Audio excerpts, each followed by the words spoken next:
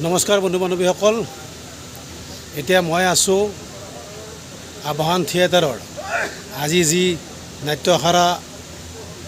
আৰম্ভণি অনুষ্ঠান আছিল তাত উপস্থিত আছোঁ।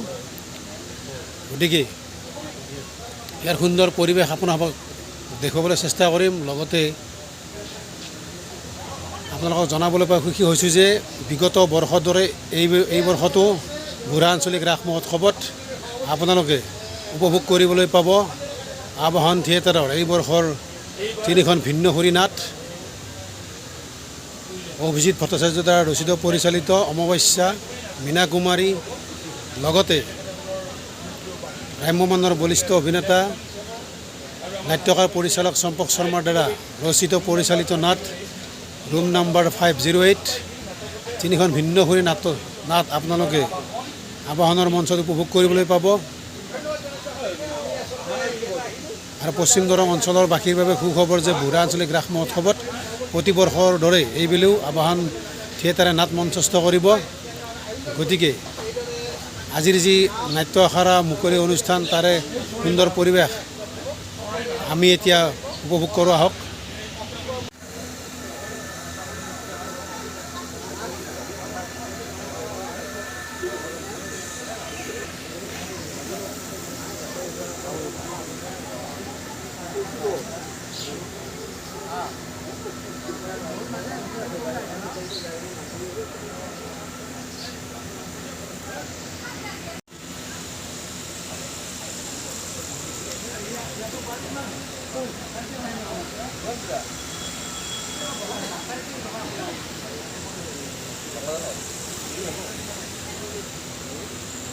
থিয়েটাৰৰ অভিযোগ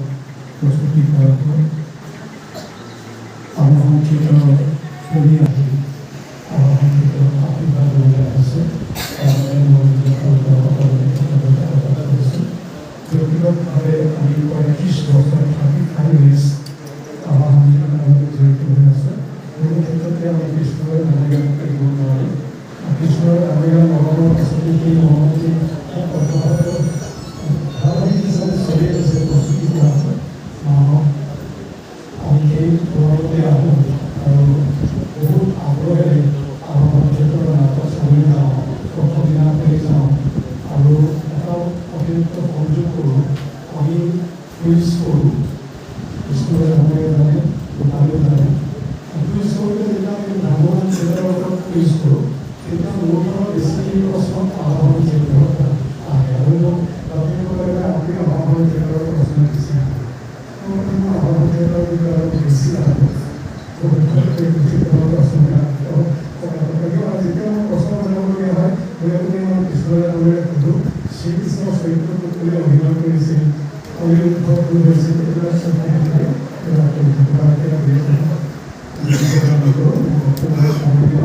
পুনৰবাৰ প্ৰস্তুতি কৰা হয়। যি অন্যান্য সাহস, যি অন্যান্য শ্ৰম, বিশেষকৈ শ্ৰম পৰিশ্ৰম, এই কথাটো বিশেষভাৱে মোৰ মতশীল হওঁ। তেওঁ পৰিশ্ৰমৰ কাৰণে তেওঁৰ প্ৰতিভা আছে, সাধনা কৰে, তেওঁ বেলেগ বস্তু। তেওঁ পৰিশ্ৰম যদি আমি মানৱ ধীৰ হৈ শ্ৰদ্ধা জনাওঁ, আশা কৰিছোঁ প্ৰস্তুতি এই পদ্ধতিৰে আগলৈ আগবাঢ়ি আগবাঢ়ি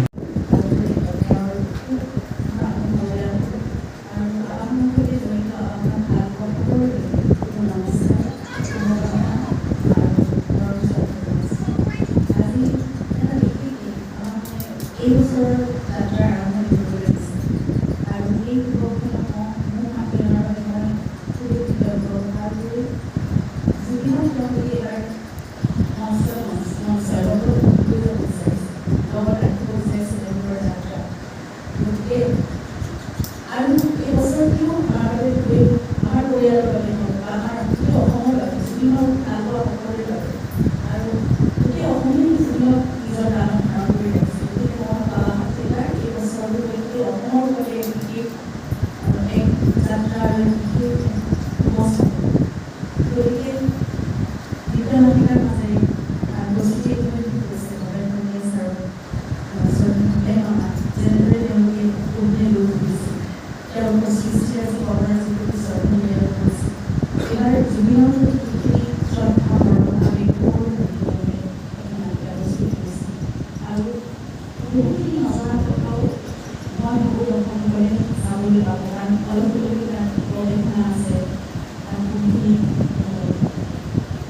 জুবিনৰ মতে বহু কথাও উপস্থাপন হ'ব আৰু এনেকুৱা ধৰণৰ প্ৰচেষ্টাৰ যোগেদি অকল শিল্পী এগৰাকী শ্ৰদ্ধা জনাই নহয় বা তেওঁ ৰৈবিলাকে নহয় এটা আৰ্কাইভো থাকি যায় আজিকালি ডিজিটেল মাধ্যমৰ যোগেদি বহুতেই ৰেকৰ্ড কৰে বা তেওঁলোকেও নিজৰ এটা ৰেকৰ্ড থাকিব গতিকে জুবিনৰ বিষয়ে এটা গৱেষণা কৰিলে ওলাই পাইছে যি আৰ্কাইভ থাকি যায় এটা ৰেকৰ্ড থাকি যায় সেইটো বহুত ডাঙৰ কথা জুবিনক অমৰ কৰি ৰখা এটা প্ৰচেষ্টা আছে আৰু সেইবাবে মই তেওঁলোকৰ ওচৰত অতি আৰু আমাৰ পিছলৈ কৈছিলে আৰ্টিষ্টতে আৰম্ভ গতিকে আমি সৰুৰে পৰা আমাৰ থিয়েটাৰৰ বাবে আমাৰ এটা আবেগ জড়িত হৈ আছে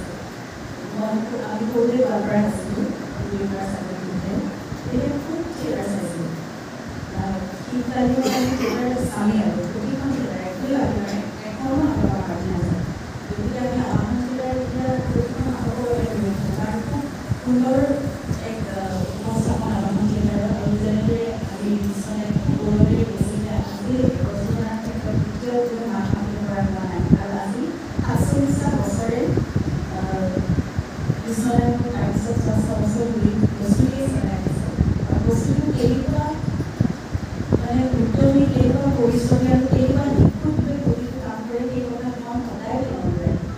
মই যেতিয়াৰ পৰা বস্তুটো ভালদৰে লগ পাইছোঁ সেইটো পিছৰ যেতিয়াৰ পৰা বস্তুটো কাম দিছোঁ ছবি মাধ্যমেৰে কিনো আপোনাৰ মনত ৰাখোঁ মই বস্তুটো কাম ভালদৰে চাইছোঁ তাৰ যদি অনাৰ্থী আছে যদিও আপোনাৰ চাইছোঁ গতিকে সেইখিনি সময়লৈ দেখিছোঁ প্ৰতিটো চৰিত্ৰ প্ৰতিটো কাম ইমান নিখুঁত হৈ পৰে আৰু অকল পৰ্দাৰ বা মঞ্চৰ কাম বুলিয়েই নহয়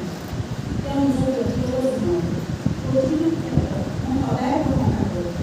যেতিয়া কিবা এটা কাম চাওঁ যেতিয়া কিবা এটা হৈছে বিশেষ কিবা এটা জীৱনৰো ব্যক্তিগত জীৱনতো কিবা এটা অধ্যায় পাৰ কৰি তাৰপিছত মই সদায় প্ৰশংসা কৰোঁ আৰু সেয়া মই অন্তৰৰ পৰা কৰোঁ মই সঁচাকৈ অন্তৰে কাৰণ ইমান নিখুঁত হয় তেওঁ যেতিয়া এগৰাকী জৰুৰী হিচাপে এগৰাকী বোৱাৰী হিচাপে হিচাপে এগৰাকী মাতৃ হিচাপে সকলো আৰু অভিনেত্ৰী হিচাপে ক'ব নালাগে আৰু যেতিয়া প্ৰতিযোগিতা হিচাপে ইমানেই তেওঁ সকলো কাম নিখুঁতভাৱে কৰে যে সেইকাৰণে তেওঁ নিজৰ প্ৰতিভাৰ দ্বাৰা আৰু নিজৰ যি সামৰ্থ্য আছে তাৰ ওপৰত তেওঁ উদ্যমীৰ যিটো গুণ যিটো পৰিশ্ৰমী গুণ সেইটোৰ দ্বাৰা সদায় হ'ব পাৰিছে আৰু এই সফলতাৰ জেগাত সদায় লাভ কৰিব মই সেইটোৱে কামনা কৰিছোঁ প্ৰাৰ্থনা কৰিছোঁ আৰু আমাৰ লগত আমাৰ যিটো সম্পৰ্ক নাচ অভিনয় যিটো আমি তেওঁলোকক থাকি আহিছোঁ পজিটিভ আচাৰ ঘটনাটো আমাৰ আত্মীয়তা প্ৰস্তুতিৰ জৰিয়তে আমাৰ এনেদৰে সদায় এয়া এক সাংস্কৃতিক আমাৰ আত্মীয়তা এই যাত্ৰা সদায় আমাৰ এনেদৰে থাকক আৰু আমি সদায় যেতিয়া একেলগে থাকিম সদায় যেতিয়া এটা কাম একেলগে ইজনে সিজনৰ সৈতে ভাল মনেৰে আমি সম্পৰ্ক একো কৰিব নোৱাৰিম ভাল মনেৰে শুভকামনা কৰিব যাচিব পাৰিম তেতিয়াহ'লে এই কামটো খুব ধুনীয়াকৈ আগবাঢ়ি যায় আৰু সেই সদিচ্ছাটো আটাইতকৈ ডাঙৰ যিটো আজিকালি বুজি পাওঁ আৰু আমি তেনেদৰে আৰু এইটো সম্পৰ্কৰ সংস্কৃতি যত্ন বা সৃষ্টি যত্ন আমাৰ যিমান ব্যক্তিগত মাজতে নাথাকক বা আমাৰ কিন্তু এই সৃষ্টিৰ ক্ষেত্ৰত আমি সকলো সমান হৈছে সকলোৱে ইজনে সিজনৰ আত্মীয় হৈছে আৰু সকলোৰে শুভকামনাই গতিকে এই আলোচনাটোতে যেনেদৰে আমাৰ পৰিয়ালে সকলোৱে আগুৰি ৰাখক সকলোকে মনেৰে ৰাখক বস্তুটো এই ১৫০খন আমাৰ পৰিয়াল আৰু তেওঁলোকৰ নিজৰ নিজৰ পৰিয়াল আছে সকলো খুব সুন্দৰকৈ আগুৰি ৰাখি তেওঁলোকে আগবঢ়াই লৈ গৈছে সেইকাৰণে আমাৰ এই যাত্ৰা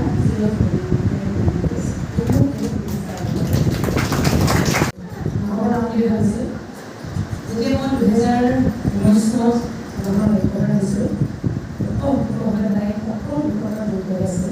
আৰু সেইকাৰণে এটা বছৰতে খুব সুন্দৰভাৱে নিয়াৰিকৈ পাৰ কৰিবলৈ সফল হৈছিলোঁ আৰু মোৰ পৰিয়ালটো আছে কথাটো মানে এটা বিশেষ এনেদৰে আহে মোৰ মানুহজন যি আটাইতকৈ চৰম শক্তি মোৰ কাৰণে সদায় টাইপৰ হিচাপে থিয় হৈ থাকে এই বছৰ সেইকাৰণে প্ৰয়াসী যে আকৌ উলিয়াইছে অধ্যয়ন কৰিব আৰু লগতে বহুত দায়িত্ব একদম দি এই বছৰ অকণমান আৰামত গোটেই বছৰটো পাৰ কৰিব বুলি আশা কৰিছোঁ অঞ্চল আহিলে আমাৰ অঁ আপুনি শিল্পীসকলে উঠি অহা আমি গানবোৰ এটা থুলমূলকৈ চিনেমাকে আৰম্ভ কৰোঁ আমাৰ লগত মই বাকী চিনাকি কৰিছোঁ আমাৰ আচলতে অলপ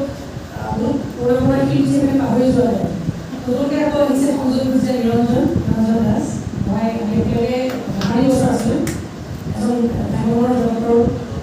সুৰক্ষা অভিনেতা তাৰপিছতে ঋতুকৰ চিনাকি কৰিব দৰকাৰ নাই 2 বছৰ ঠিকে আছে মই ক'বা তেওঁ কল্যাণ জ্যোতি কোঁৱৰ তেওঁ জনস্বৰ আছিলে আমাৰ লগত এইবছৰ তেওঁ আছে তাতো তেওঁ এভাগ শুনা গতিকে বছৰে এজনী নাথাকিলে এজন চব আধৰুৱা বুলি কথা হয় নীলম এজন খুব উদীয়মান নাম আমাৰ গায়কৰ জগতৰ সম্পূৰ্ণ অভিনেতাৰ যিটো আছে ইতিমধ্যে নীলম আছে আমাৰ লগত বিশু আছে আমাৰ লগত ৰাখী আছে অঞ্জলি আছে অঞ্জু আৰু সুকুমাৰ আছে সুকুমাৰ আহিব আহিলে সুকুমাৰ বৰ্মন ৰমেন তামুলী আছে আমাৰ প্ৰতিভাৰ নৱ আছে নৱদত্ত প্ৰমোদ আছে নৱ প্ৰমোদ অলপ বহুত সময় প্ৰমোদ জড়িত আছে প্ৰমোদ আছে গতিকে আৰু কোনোবা এনেকৈ আহিবহে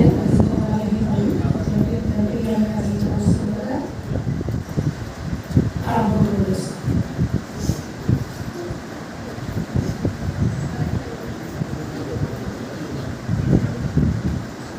হয় মোৰ বিয়াৰ কথা চিন্তা কৰিব নালাগে নিজে কি আপুনি কম কথা আছেনে ৰাতি দিব আহি গিৰিয়েকৰ মাৰ খাবলৈ দিব হ'লেও ইহঁতটো মৰম কৰে মোৰতো কিনো নাই মই তেনেকৈ সময় নলওঁ যাকটো কি দূৰৰ মাতিব লাগিব এই মদ খোৱা বিড়ি খোৱা ভাং খোৱা এই স্বভাৱবোৰ কাটিব লাগে তেনেকৈ মাতিব লাগিব যি কওঁ কাটি থৈ যাব লাগে মানুহ ক'ত পাৰিব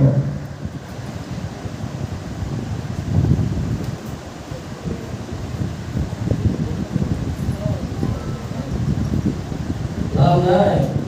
এইবোৰ লগক বুজাইব পৰা যায় নিজে নিজে আহিব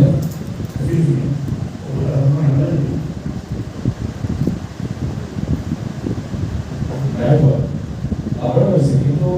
মই যাওঁতে ৰাতি মাৰ খোৱা খাবলৈ আছে নহয়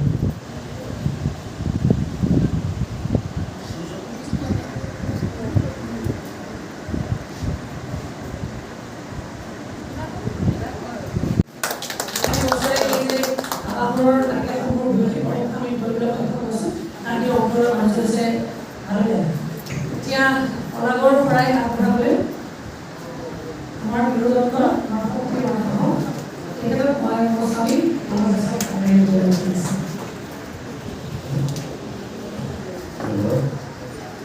আমি আজি প্ৰস্তুতিৰ ৰূপে আমাৰ জগত